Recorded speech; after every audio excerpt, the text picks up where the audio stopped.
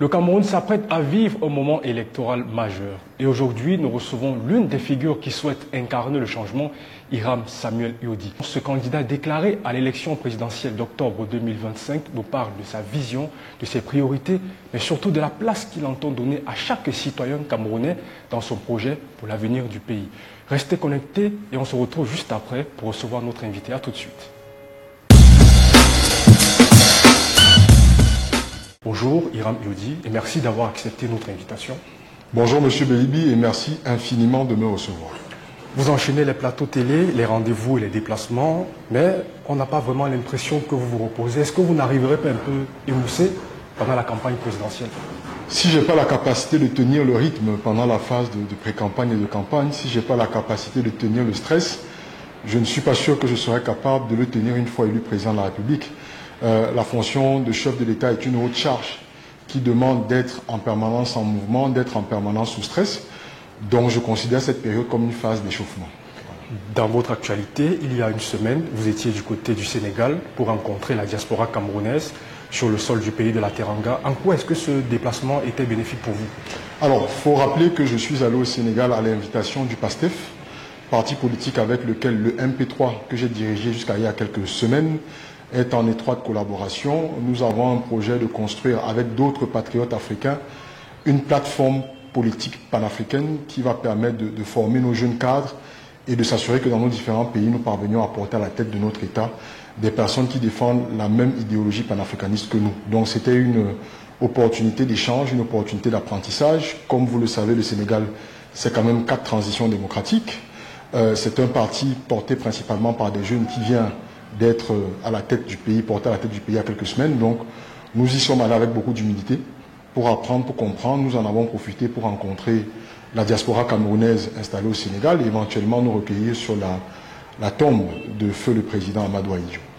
Il y a très peu de temps, certains leaders de l'opinion, certains leaders de l'opposition se sont réunis, certains même candidats à cette élection présidentielle, à l'initiative de l'honorable Tomaino Damdjua. Et votre absence ainsi que celle de Cabral Libi ont été fortement remarquées. Pourquoi n'étiez-vous pas là? Non, je n'étais pas absent. Je n'étais pas là déjà physiquement parce que, comme vous le dites, j'ai eu un calendrier de déplacement qui avait été pris bien avant que ces rendez-vous nous soient notifiés. Nous avons reçu l'invitation seulement 72 heures avant. Je ne pouvais pas modifier mon calendrier. Mais j'ai bien été représenté par le président du FDC, le président Denis Emilien Atangana, qui a porté notre voix, qui a porté nos idées, qui est allé, qui a écouté, qui m'a rendu compte. Et donc, nous restons en contact avec la plupart des candidats à cette élection présidentielle. Très bien, c'est noté. On va à présent s'intéresser à votre programme, qui est la principale raison pour laquelle nous sommes ici aujourd'hui. Vous proposez de réduire le gouvernement à 20 ministres, de supprimer le ministère des Affaires foncières, de créer une autorité anticorruption puissante. Est-ce une rupture ou alors tout simplement un changement radical que vous souhaitez mettre en place? Au-delà de la rupture, au-delà du changement radical, c'est la nécessité d'optimiser le mode de fonctionnement de notre administration publique. La principale fonction du chef de l'État, c'est de gérer l'argent des Camerounais. Et quand vous considérez, si l'on considère l'État comme une organisation, nous avons une organisation en crise qui dépense beaucoup trop dans ses charges de fonctionnement. Nous avons des urgences sociales, nous avons des urgences d'infrastructures de base, des urgences liées au réseau d'adduction d'eau, à la fourniture d'électricité, à la qualité des routes. Et nous pensons que c'est vers ces urgences prioritaires que doivent être orientées les ressources de l'État. Et donc, pour parvenir à optimiser, il faut réduire. Il faut réduire là où on pense que ce n'est pas prioritaire. Et la première des choses, pour un pays de 30 millions d'habitants, nous pensons qu'il n'y a aucune raison qui justifie que nous ayons un gouvernement de 63 membres. Nous allons donc le réduire à 20 membres. Il faut préciser, dans la logique d'un État fédéral, avec 3 niveaux de décision, la commune, la région et l'État central. Et donc, l'État central ne s'occupe que des questions régaliennes, puisque les questions de développement local sont dévolues au territoire décentralisé. Dans cette logique, 20 membres suffisent parfaitement à coordonner l'action gouvernementale. Vous avez également parlé de l'allocation, du versement d'une allocation familiale à la naissance, de la gratuité des soins jusqu'à l'âge de 10 ans, de la revalorisation des salaires des enseignants. Concrètement, comment est-ce que vous entendez financer toutes ces mesures sociales qui sont pour le moins ambitieuses dans un pays qui est aussi contraint budgétairement comme Les bailleurs de fonds, autant que les cabinets internationaux, nous disent qu'un pays en voie de développement comme le nôtre doit avoir un équilibre budgétaire de 60% pour les charges de fonctionnement et le service de la dette et 40% pour l'investissement. Au Cameroun, c'est 75% de fonctionnement et 25% d'investissement. Il nous faut donc aller chercher une économie sur les charges de fonctionnement d'environ 1 000 milliards pour la réorienter vers les mesures sociales dont je viens de vous parler. Au Cameroun, c'est 1 million de naissances par année. Si on considère que ces femmes-là n'aient pas recours à la césarienne, c'est 300 000 par naissance, ça vous fait donc une enveloppe de 300 milliards. Sur l'économie de 1 000 à 1 200 milliards que nous sommes capables de réaliser, nous pouvons donc sereinement allouer 300 milliards à l'accompagnement des naissances parce que nous considérons que les enfants sont la ressource la plus importante que nous avons dans notre pays. Vous plaidez également pour une sortie immédiate du franc CFA et une adhésion à une monnaie panafricaine. Est-ce que dans ce contexte, cela est réaliste et quel pays partagerait selon vous cette vision? Alors, réaliste ou pas, je l'ai dit d'abord, c'est une question de dignité, parce qu'il n'est pas normal que 65 ans après nos indépendances, nous continuons d'employer une monnaie dont le nom initial c'est le franc des colonies françaises d'Afrique, sauf à accepter que nous sommes encore des colonies. Et ensuite, c'est une question d'optimisation du pilotage de notre stratégie économique. Aucun pays puissant, et c'est l'ambition que nous avons pour notre pays, ne s'est développé avec la monnaie des autres. Donc il va falloir prendre des décisions difficiles. Ce que nous disons très concrètement, nous sommes portés à la tête de l'État en octobre 2025. La première des choses que nous faisons, c'est que nous dénonçons les accords de coopération monétaire de 1972-73 qui ont donné naissance au franc CFA. Ensuite, en tant que locomotive de la CEMAC, nous faisons le tour de la sous-région pour aller rencontrer nos 5 pays voisins, donc le Tchad, la RCA, le Gabon, le Congo et la Guinée équatoriale, pour amorcer un processus de transformation de la monnaie que nous utilisons. Et cette transformation-là, c'est 4 à 5 points principaux. Le premier, je l'ai dit, c'est le nom. Le deuxième, la parité fixe avec l'euro. Le troisième, les monnaies auprès desquelles notre monnaie est arrimée. Et le quatrième ou le cinquième, le fait que la France continue d'avoir un siège au sein du conseil d'administration de la BEAC avec un droit de veto. Et notre monnaie est imprimée à prix d'or auprès de la Banque centrale de France à Chamalières. Donc, ce sont des mesures de transformation immédiates que nous pouvons engager. Et donc, après cela, l'idée ou l'idéal, ce serait qu'on entame le processus de création d'une monnaie régionale. Mais si les autres pays de la CEMAC ne nous suivent pas en tant que locomotive, nous devrons prendre nos responsabilités. Et si je peux le dire, d'autres pays africains l'ont fait, le Kenya, le Rwanda, l'Angola, et leurs économies ne se portent pas pour autant moins bien que celles du Cameroun. Parlons à présent de la crise sécuritaire qui mine en ce moment les régions du nord-ouest et du sud-ouest. Votre programme évoque la démilitarisation de ces régions, suivie d'un dialogue de réconciliation. Que répondez-vous à ceux qui estiment que la sécurité doit être consolidée avant tout retrait de l'armée? Absolument, c'est ce que je dis, mais il faut bien comprendre les étapes que je propose. La première des choses, c'est que nous engageons immédiatement, dès le mois d'octobre 2025, un dialogue avec nos frères et sœurs des régions du nord-ouest et du sud-ouest, surtout ceux qui ont choisi les voies de la violence. Et ce que nous leur disons, c'est qu'à la suite des réformes que nous aurons convenues de commun accord, il leur faudra maximum 100 jours pour qu'ils aient déposé les armes. Et c'est une fois qu'ils auront déposé les armes que nous pourrons donc engager sereinement le processus de démilitarisation. Donc ce ne sera pas une démilitarisation à la hâte, ce ne sera pas une démilitarisation risquée sur la tête et sur le dos de nos populations.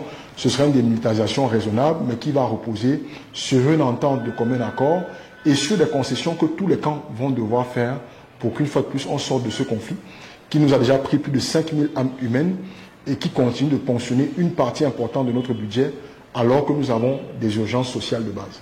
Vous plaidez pour un retour de la dépouille du feu président Amadou Ahidjo. D'ailleurs, vous étiez au Sénégal, vous êtes allé vous recueillir sur sa tombe. Pourquoi? Quelle est la place que sa mémoire occupe-t-elle dans votre vision pour le Cameroun de demain? Pas spécialement sa mémoire, mais la nécessité de réconcilier le peuple camerounais avec son histoire. Et je pense que ce sera l'une des principales missions du troisième chef de l'État, que ce soit moi ou quelqu'un d'autre qui soit porté à la tête de notre pays. Il faut réconcilier le peuple camerounais avec son histoire et on ne peut pas avoir le premier chef de l'État dont la dépouille, la sienne et celle des membres de sa famille, continue de reposer à Dakar. Au-delà, puisque je suis fils et descendant du PCiste, et que certains UPCistes ont trouvé à avoir un regard critique sur ce geste que j'ai posé, je dis ça ne s'arrête pas là. Il faudra également redonner la place qui doit être la leur aux héros qui se sont battus pour la réunification et l'indépendance du Cameroun.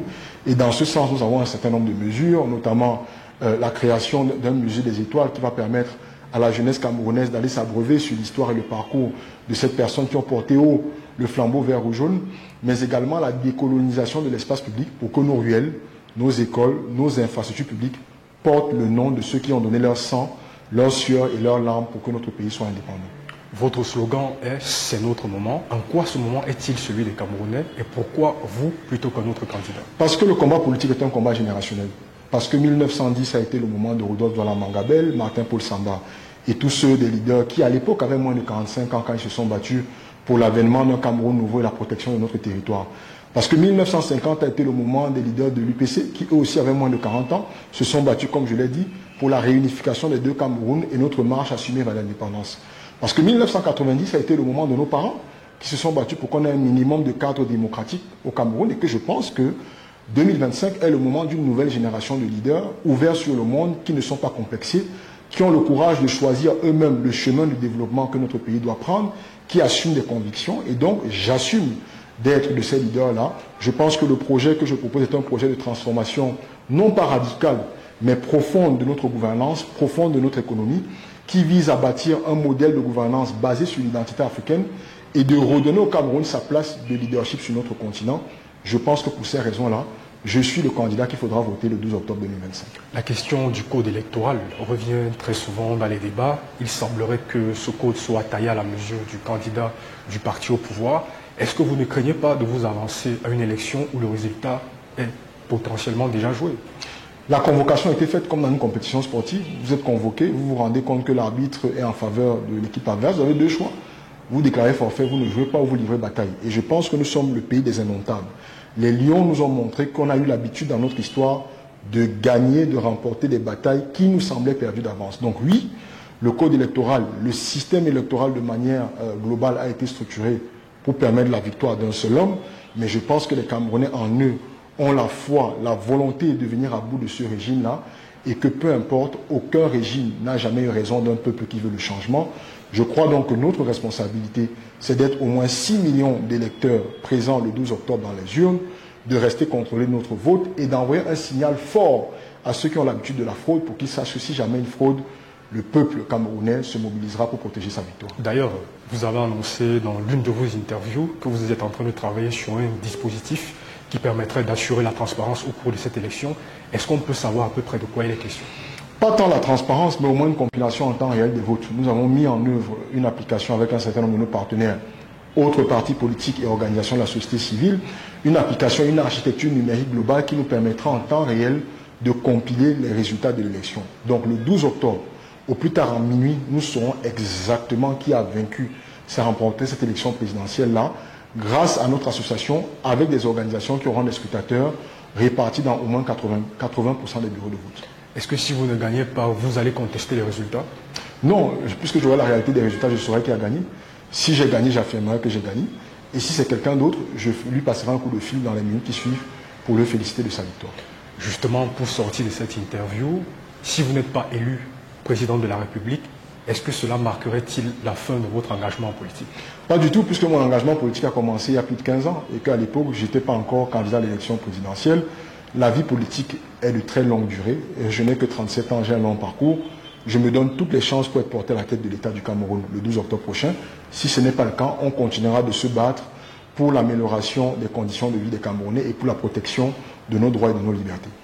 Hiram Samuel Iodi, merci d'avoir accepté l'invitation de l'AITV. Bonne chance dans la suite de votre aventure. Merci, ça a été un plaisir de m'exprimer à travers votre média. Cette interview est désormais terminée. Merci, chers téléspectateurs, de l'avoir suivi. Une fois de plus, le débat se poursuit et le sort du pays, quant à lui, se décidera sûrement dans les urnes et nulle part ailleurs. Prenez soin de vous et à très vite sur l'AITV.